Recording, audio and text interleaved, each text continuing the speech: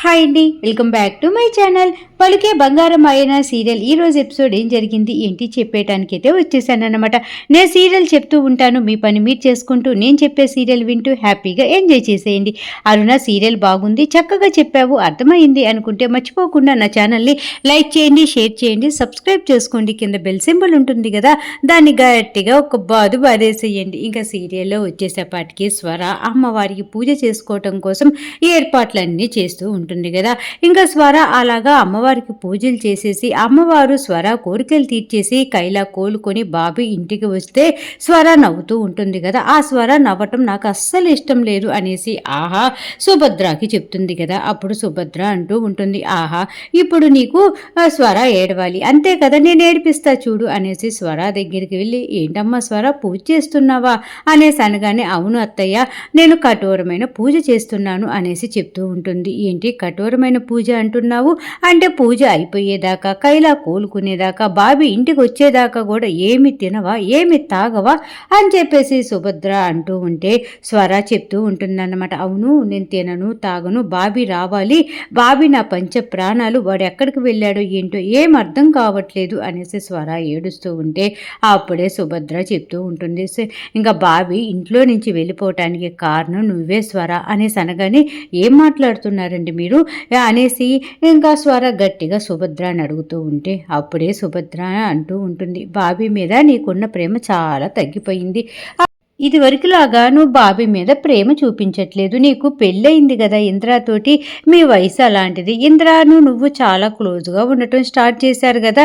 అంటే నేను వేరేలాగా అనట్లేదమ్మా, అంటే మీ ఇద్దరు బాగా క్లోజ్గా ఉంటున్నారు, అది బాబీకి నచ్చట్లేదు. అది కాకుండా తాపకి నువ్వు బాబీని ఏదో ఒక విషయంలో తప్పు పడుతూ ఉన్నావు, సన్నీని కూడా ఇష్టపడుతూ ఉన్నావు కదా. ఇవన్నీ బాబీ చూస్తూ మా అమ్మ నాకు తగ్గేటట్టుగా లేదు, మా అమ్మ ఆ ఇంద్రా సార్ ఇద్దరు కూడా ఒకటైపోతున్నారు కదా, ఇద్దరు కూడా ఒకేలాగా ఆలోచిస్తున్నారు కాబట్టి వీళ్ళ దగ్గర ఉన్న వీళ్ళు నాకు ప్రేమ పంచరు అనేసి అనుకున్నాడు ఏమో బాబీ, అందుకే వాడి ఇంట్లో నుంచి వెళ్ళిపోయినట్టున్నాడు అని చెప్పేసి ఇంకా సుభద్ర అంటూ ఉంటే స్వర పాపం ఏడుస్తూ ఉంటుంది. ఇంకా దూరం నుంచి ఆహా చూసి తెగ నవ్వుకుంటూ ఉంటుందన్నమాట. ఆహా సుభద్ర గారు చెప్పినట్టుగానే భలే చేశారు, చక్కగా స్వరాన్ని భలే ఏడిపిస్తున్నారు మాటలతోటి అని చెప్పేసి ఆహా నవ్వుకుంటూ ఉంటుంది.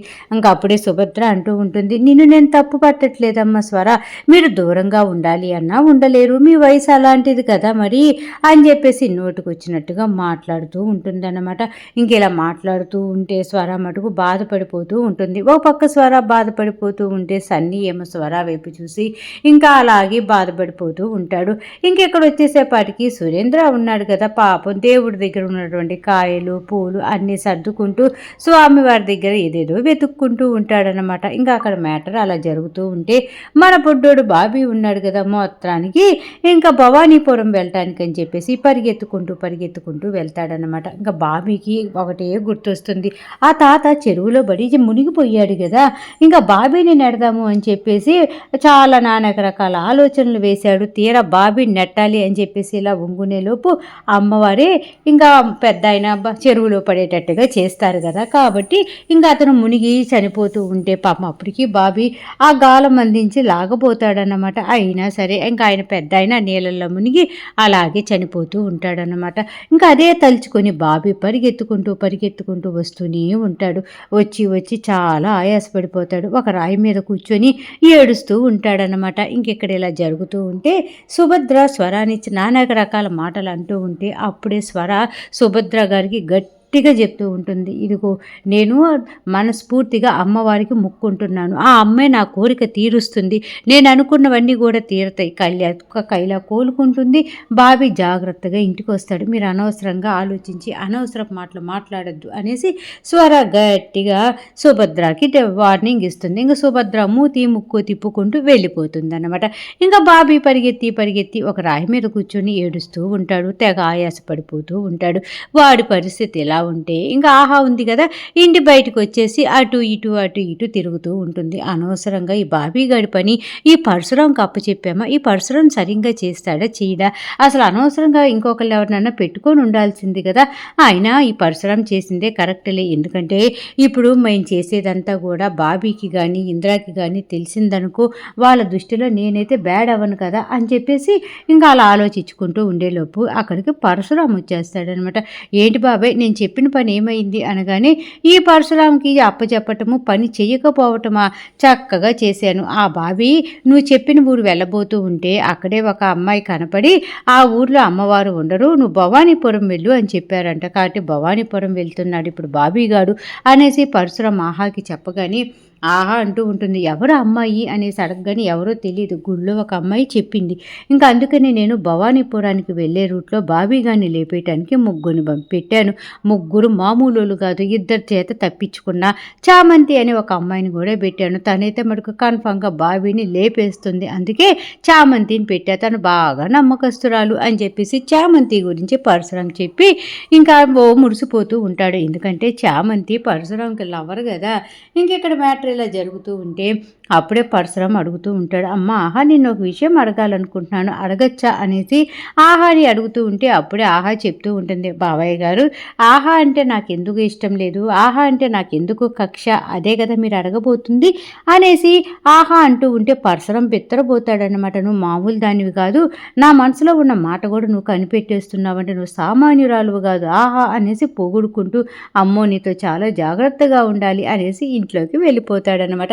ఇంకా ఆహా చక్కగా నవ్వుకుంటూ ఉంటుంది. ఇక్కడ ఇలా జరుగుతూ ఉంటే మన బుడ్డబాబి ఏడుస్తూ ఆయాసపడిపోతూ కూర్చుంటే ఇంకా అప్పుడే ఈ పరశురాం నియమించిన ముగ్గురులో ఒక ముసలతను చనిపోయాడు కదా, ఇప్పుడు రెండో అతను అనమాట.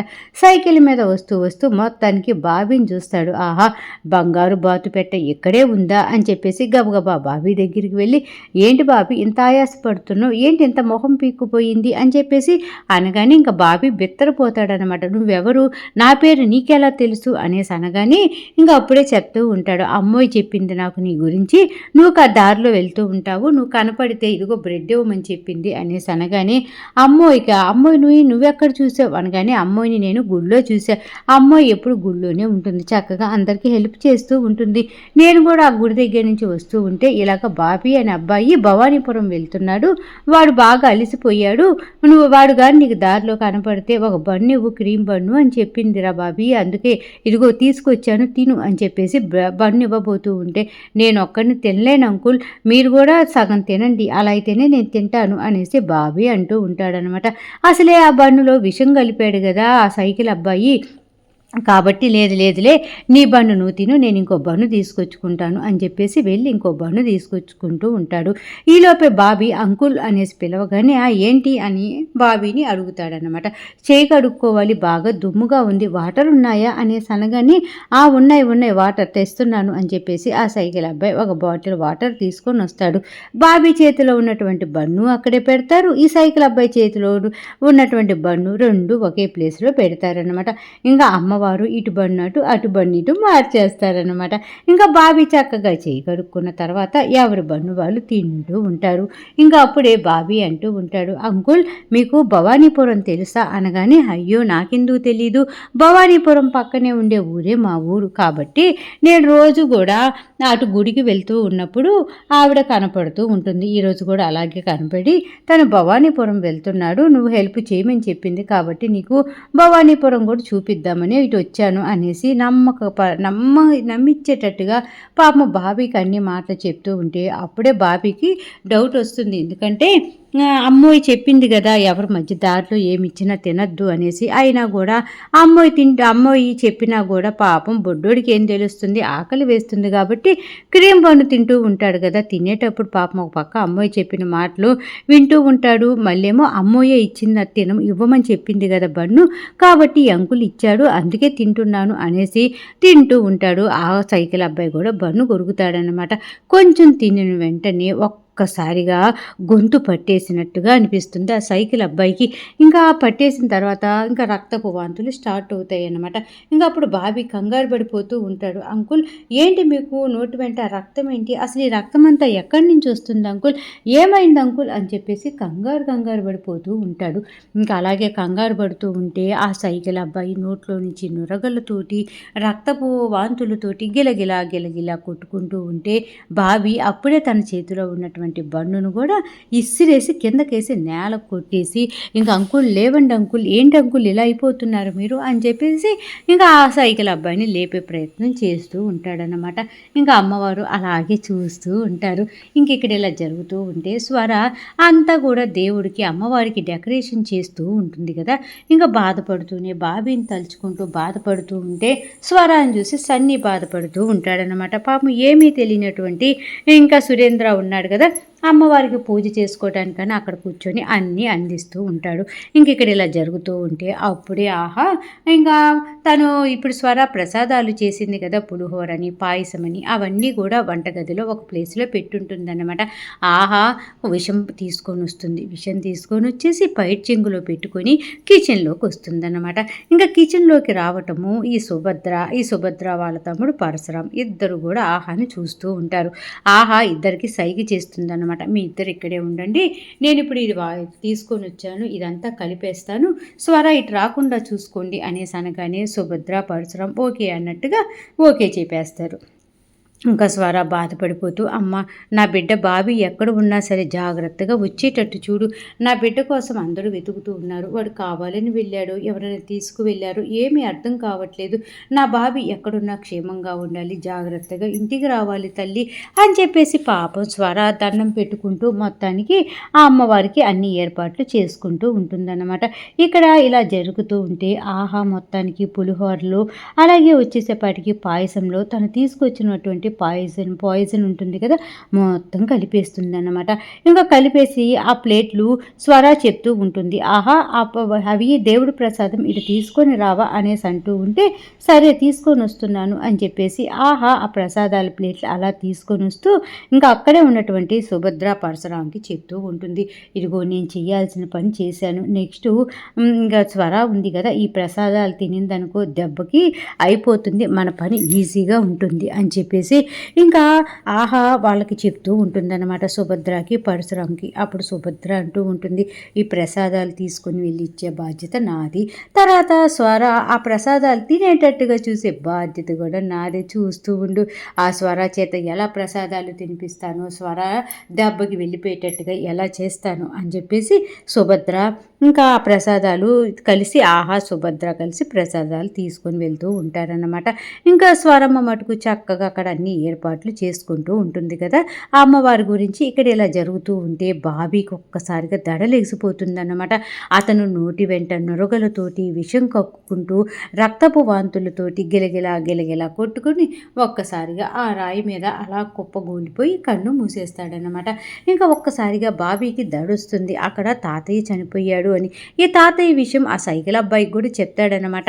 అక్కడ ఒక తాతయ్య చేపలు పడుతూ ఉన్నాడు, అతని చేతిలో గాలం కూడా ఉంది, అతను ఆ చెరువులో మునిగి చనిపోయాడు అనేసి ఇంకా ఈ సైకిల్ అబ్బాయికి చెప్తూ ఉంటే ఈ సైకిల్ అబ్బాయి ఏంటి ముసలుడు చచ్చిపోయాడా అనేసి బిత్తరపోయి ఆయన ఎలా ఉంటాడు, ఆయన చేతిలో గాలం కూడా ఉందా బాబీ అనేసి ఆ ముసలుడి గురించి అన్ని బాబీని అడుగుతూ ఉంటే బాబీ మొత్తం జరిగిందంతా చెప్తూ ఉంటే అప్పుడు ఆ సైకిల్ అబ్బాయి నిజమే, అయితే ముసలోడు చచ్చిపోయినట్టున్నాడు, అయ్యో ముసలోడు అయినా ఏదొచ్చు కదా, అలా ఎలా చచ్చిపోయాడు సడన్గా అని చెప్పేసి ఆ సైకిల్ అబ్బాయి ఆలోచించుకోవడం కూడా జరుగుతుందన్నమాట. ఇదేది ఈ బన్ను తినకముందు ఇంకా ఇలా జరుగుతూ ఉంది, బన్ను తినేస్తాడు, విషం కక్కుతూ ఉంటాడు, రక్తపు వాంతులు అవుతూ ఉంటాయి, మొత్తానికి కుప్పకూలిపోయి ఆ రాయి మీద కన్ను మూస్తాడనమాట. ఇంకా నోట్లో నుంచి నల్లటి విషము నురుగు అంతా కక్కుతూ ఉంటే బాబీకి భయం వేసిపోయి తన చేతిలో ఉన్న బన్ను ఇసిరేశాడు కదా, ఇంకా పరిగెత్తుకుంటూ మళ్ళీ వేరే ప్లేస్కి వెళ్తూ ఉంటాడనమాట. అయ్యో అంకుల్ కూడా భవానీపురానికి అడ్రస్ చెప్తాను చూపిస్తానన్నాడు, అంకుల్కి కూడా ఏంటి ఇలా అయ్యింది అనేసి భయపడి వాడు పరిగెత్తుకుంటూ వెళ్తూ ఉంటే ఈరోజు సీరియల్ ఎపిసోడ్ ఈ విధంగా జరిగిందన్నమాట. రేపటి ఎపిసోడ్లో మళ్ళీ కలుద్దాం, అంతవరకు ఉంటా మరి.